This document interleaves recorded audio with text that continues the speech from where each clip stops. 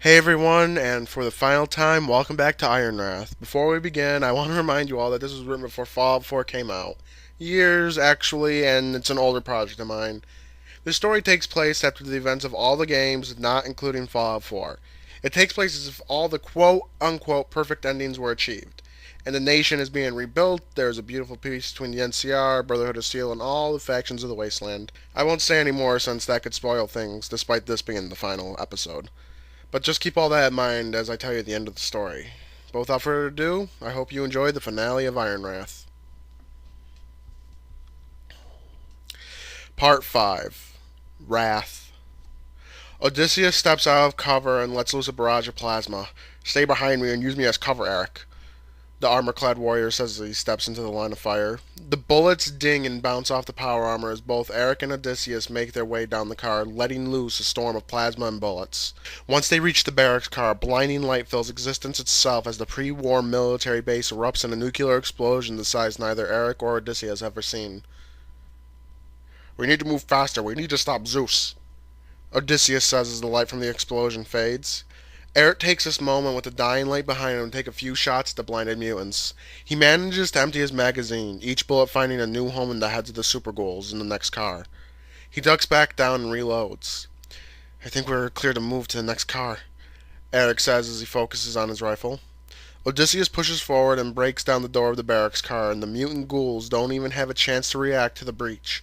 Once Odysseus cuts them all down in a glorious green blaze of plasma, Eric follows close behind him, still using him for cover since the old worn Vault-Tec jumpsuit won't provide much armor. "Eric, get into that turret and let loose," Odysseus commands as he pushes forward and knocks down the other door. Eric pulls the dead body of the super ghoul out of the overhead turret and climbs into it. He has never once in his life used such a weapon, but it feels natural when he takes hold of the handles of the twin 50 caliber turret and opens fire. What was designed to be an anti-aircraft weapon makes the perfect tool to shred the ghoul mutants on the other car. The large rounds tear through and rip them to pieces. As gore and bits rain down around him, Odysseus pushes forward, still letting his plasma rifle blast away the few ghoul mutants that Eric misses. The old man moves across the tank car into the next barracks car. He stops at the door and motions for Eric to follow him. He gets out of the turret and rushes to Odysseus. They repeat this process over and over until they are nearing the locomotive itself. Despite these super ghouls looking imposing, they drop fast as any living thing in the wasteland. "How are we going to even stop this train, Odysseus?" Eric asks, catching his breath from the run. "You mean if we can actually shut it down?" the old man asks, reloading his plasma rifle with the final plasma cartridge. "We got that last mini nuke, and I am still lugging around this launcher. It could work. It has to work," Odysseus says breathlessly. The weight of the battle is starting to wear on him. "You okay, old man?" Eric asks. "I'm just too old for this shit.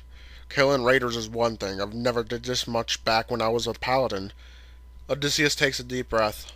"Let's just clear this one car and stop this train." With the might of his power armor behind him, Odysseus kicks the door down, sending it flying into the car. Both he and Eric take their well-placed shots as fast as they can, clearing the room before the door is finished sliding on the car's floor.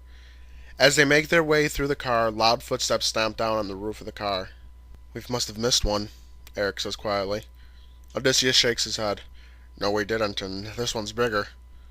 "Bigger? For fuck's sakes," Eric says with a sigh. The footsteps stop and the gargantuan ghoul rips back the top of the car like it was a tin can. It lands down with a roar and charges Odysseus. With the power armor protecting him, the old man leans into the grotesque giant and hand-to-hand battle ensues. The gargantuan rips and punches at the young, but Odysseus keeps the mutation at a distance with its powerful punches. "I can't get a shot," Eric yells as he looks down the scope of his rifle. Odysseus pays no mind to Eric. This is his fight and he will end it with his own hands. The beastly gargantuan bites down on the power armor and helmet, and Odysseus can feel it as the armor begins to give under the immense pressure of the bite. The old man rips off the helmet just before it's too late and it shatters in the mutant ghoul's jaw. As the beast recovers, Odysseus grabs the monster's head and forces his thumbs into the abomination's skull. The beast screams in pain, but that soon turns to a bloody gurgle and soon silence when Odysseus rips the gargantuan's head in two. The large body falls to the floor and adds to the blood that is already covering it. Eric lowers his rifle. "I guess I don't need to take a shot," Eric says, his voice filled with shock from watching the utter brutality. "Let's move," Odysseus orders, his voice gone cold. Odysseus leads the way out of the last barracks car into the back of the locomotive. The iron door is sealed shut and impossible to unlock from the outside. Odysseus slams into it with his fist, but only manages to scratch it. The loudspeaker system on the train crackles to life and Zeus's voice fills the air. Try all you want, brother. As I speak, the tanks in the back are releasing my gift to the world. You failed. Eric turns and looks down to the back of the train and the green mist coming from the last car. Odysseus, we need to do something. Give me that last mini nuke. The old man asks as a plan forms in his head. Eric reaches into his pack and gives Odysseus what he asked for. The old man pulls the fat man off his back and loads the catapult with the powerful ordnance. Get behind me, this might not go over too well. Eric gets into cover behind Odysseus and the old man squeezes the trigger. The mini nuke flies in a low arc and only hits a few cars back. The powerful blast destroys the barracks car it hit and sends all the connecting cars off the rails into a terrible crash, leaving only two FEV-filled tanker cars attached to the train. Balls. The old man grunts. Zeus's laughter rings out over the loudspeakers. The loss of those cars is meaningless. I still have enough gas to evolve the whole East Coast. You have failed, Odysseus, and now you watch as everything you love becomes mine. The train lurches forward as the mad ghoul forces the engine to its max, bringing the locomotive to its top speed. As the hopelessness of the situation sinks in, a small shimmer of light breaks its way in when Eric spots something on the horizon heading their way. Odysseus, look! Eric says as he looks through the scope. The old man turns and is lost for word when he sees the vertibird speeding their way. It's Rave! Eric says with a smile as the helicopter speeds overhead and loops back around. Rave levels the helicopter and matches the speed with the train so Eric and Odysseus can leap on. Once they are in the passenger bay, the old ghoul tosses them makeshift radio headsets so they can communicate. We saw the explosion in Cherry Bend. I couldn't sit by and do nothing. The old ghoul says as he pulls up into the air, still keeping pace with the armored train. I thought you said you needed a computer to get this flying, Eric asks. Rave laughs. Just to fly properly. I have no instruments, so I'm flying blind. He looks down at the train. Odie, what the hell is going on? Remember how I told you about Zeus? Well, the bastard is like a rad roach. Odysseus continues to fill in Rave about the situation, about the mad ghoul's plan, and everything that is at stake. How are you going to stop the train? Nothing will break through that armor on it. Rave asks. I have one last idea. If it doesn't work, we're all dead. Odysseus says grimly. Rave, get me over the train. What's the plan? Odysseus turns and looks at the young man he has grown so close to in these few weeks. You stay here. This is my fight and I will end it one way or another. No, we started this together and we'll finish it that way, Eric yells. The old man puts an armored hand on his shoulder. Provide me Overwatch then. If this works, take the shot. Eric nods. In any fight he is best kept at a distance. Rave brings the vertibird around and over to the train. Odysseus looks down without hesitation, jumps out, and comes crashing down on top of the train. Rave, set the headset frequency to 27.365. The old man orders as he stands up. The ghoul does it without question and tunes the radio. Zeus, do you read? Odysseus asks. You remembered our old frequency. How touching. The mad ghoul says through a chuckle. How much of our old ways do you remember? All of them, Odysseus. You know I made sure our whole squad knew the divine ways. Good. I call your honor into question and challenge you for the leadership of the Divine Paladins. As long as two remain, our order still stands. Odysseus says, repeating one of the tenets of the Divine Way, the code each Divine Paladin follows. How dare you! Zeus roars. You are the one whose honor should be questioned, usurper. Then come face me, brother, so we can finally end this. Only moments later, a hatch on the train roof opens and Zeus climbs out with a snarl on his decaying face. Odysseus pulls his bumper sword off his back and points it at his old comrade. You always did prefer blades, brother. Zeus says as he pulls his weapon of choice off his back, a large spiked sledgehammer with a saw blade on the opposite side of the spike. The weapon is stained with the blood of the thousands of lives it ended. It's faster, cuts deeper. Odysseus says as he takes hold of the grip with both hands. And I only need one hit, brother. Zeus brags. The time for talk is over, and Odysseus lunges forward with the blade pointed to pierce in between the gaps in the power armor. Zeus moves well for being in power armor and sidesteps the attack. You've gotten slow, Odysseus. 30 years will do that, the old man says as he recovers from the attack. Odysseus wastes no time and follows up with another attack. Zeus blocks the swing by catching the blade in his armored hand. Come now, brother, I taught you better than that, he says as he pushes the blade down. The old man grits his teeth and lets loose on everything he is capable of. Zeus grins, finally needing to defend himself. He raises his brutal hammer and blocks each attack and counters with one of his own. Odysseus leaps back and dodges the slow attack, but Zeus is fast enough with the weapon and continues pressing his attack, forcing Odysseus close to the edge of the train. The old man points his blade forward and charges Zeus. The powerful ghoul swings with his hammer and knocks the blade away. The momentum of Odysseus' charge is enough to push forward and knock into Zeus, bringing him down. You fight with no honor, Zeus roars out as he pushes Odysseus off him. Neither do you. Trying to spread your toxic gas all over the country, where is the honor in that? Zeus stands and laughs as he shakes his head. That is a gift from the gods, the greatest honor the world will know. The gods have abandoned you, Zeus. Odysseus growls as he raises himself to continue the fight. The second Zeus is on his feet, the old paladin thrusts with his blade and it finds its way into the shoulder armor of his foe. Zeus laughs as his blood runs down the blade. He pushes Odysseus away and swings the hammer with all his might. The spike pierces into the armor into the old man's side. Dark blood pours out when Zeus rips free his hammer. The usurper bleeds, Zeus says with a cruel laugh. And the madman will die, Odysseus yells as he swings his blade with both hands. Zeus raises his hammer to block the blade, but the sharp reforged steel of the bumper sword cuts through the neck of the weapon and the hammerhead goes flying off the side of the train.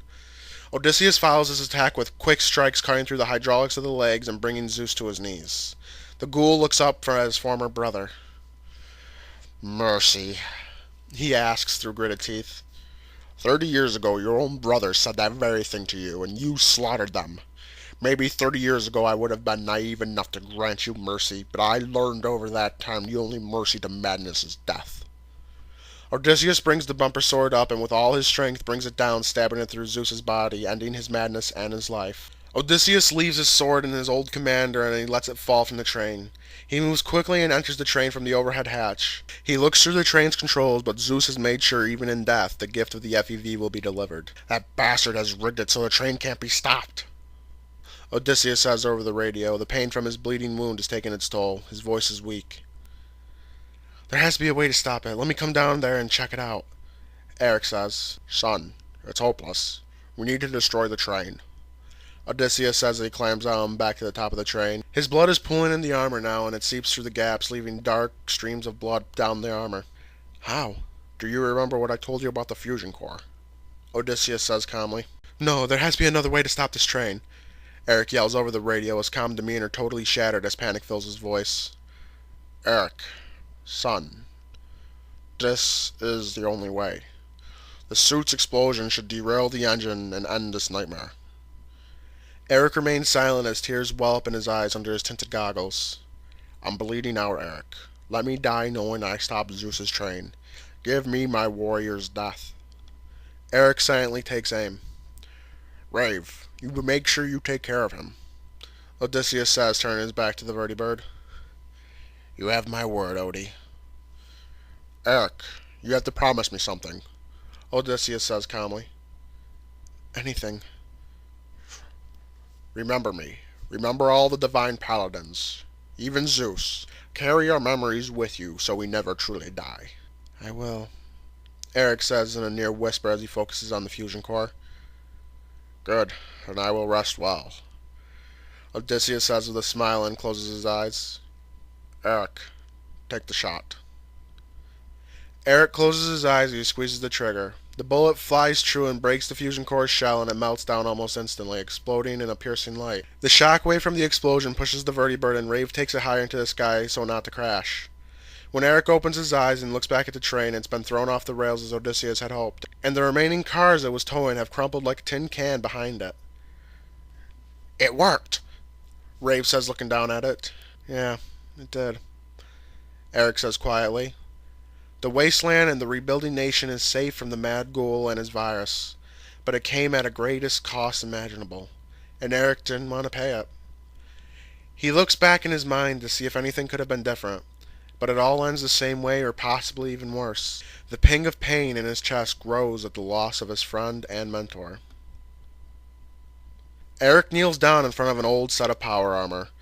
He has been rebuilding it with Rave's help for weeks now, and it almost has it in working order. The rust has been buffed off and repainted a deep red crimson color. The emblem of the Divine Paladins on the chest has been painted gold so it stands out. The armor used to belong to Prometheus. Eric later found that out from Athena when he uploaded her into the power armor's computer. The armor is his now, as is the small house in Cherrybend that used to belong to Odysseus. With the Steel Sentinel gone, Cherrybend lost its hero, though only Eric and Rave knew that. Eric puts his final touches into the armor, etching the names of each member of the Divine Paladins into the pauldrons of the T-51. Athena told Eric about each of them as he carved their names into the metal. He wears their legacy now, and he will carry on their teachings so the world never forgets them. What will you call yourself, kid? Rave asks, watching Eric work methodically. Going to take on the Steel Sentinel's title? No, he answers with an icy voice. Eric puts the last touch on the armor and walks around to its back. He places a fusion core into its back of the armor and opens it up. He steps inside of it and closes around him. Athena brings up the heads-up display and the suit's eyes glow red. He takes a step forward and looks at Rave. The Steel Sentinel is dead. I am Iron Wrath. There is a stain in the wasteland. War. War never changes.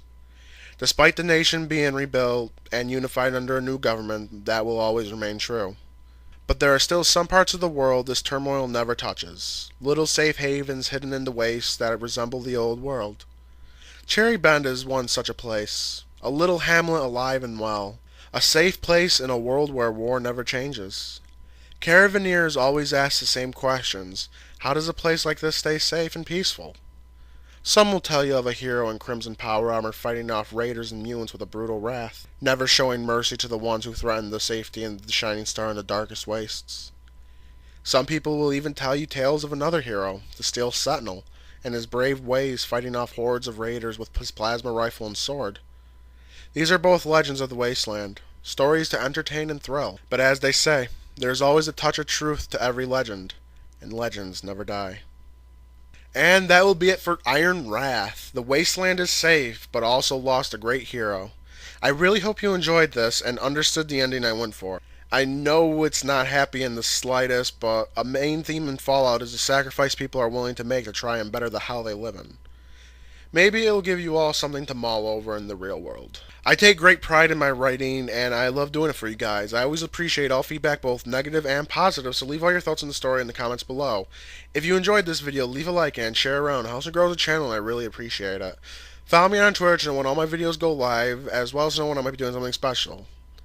The link to my Twitter is down in the description below and on the front page of my channel. And, as always, this has been Black Phoenix. Thanks for watching, everyone.